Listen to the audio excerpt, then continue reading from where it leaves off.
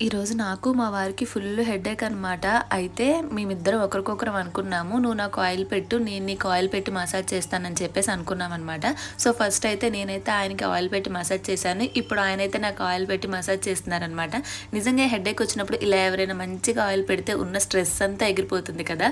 ఇంక ఇప్పుడు ఈలోపు మా వారైతే మా బుడ్డోడికి నోట్లో వేలు పాన్పించడం కోసం నేలు సిరాకుతో పాటు ఇంకేంటేంటో యాడ్ చేసి పేస్ట్‌లా చేసి నోటికి అలానే వేళ్ళకి మొత్తం రాసేసారనమాట.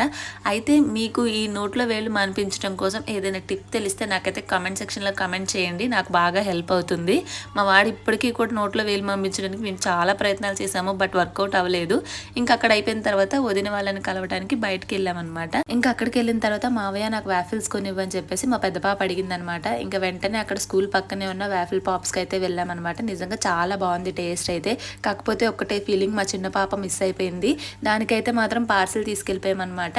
కానీ అది కూడా వచ్చుంటే మాకు ఆ హ్యాపీనెస్ అనేది ఫుల్ఫిల్ అయిపోయేది. ఇంక ఇక్కడికి వచ్చిన తర్వాత సరదాగా కొంచెం సేపు మాట్లాడుకుంటూ అలా మాకు నచ్చింది తినేసి వెళ్ళిపోయామనమాట. మీకు మాత్రం వీడియో నచ్చితే ఒక చిన్న లైక్ ఇచ్చి సబ్స్క్రైబ్ చేసుకోవచ్చు కదా!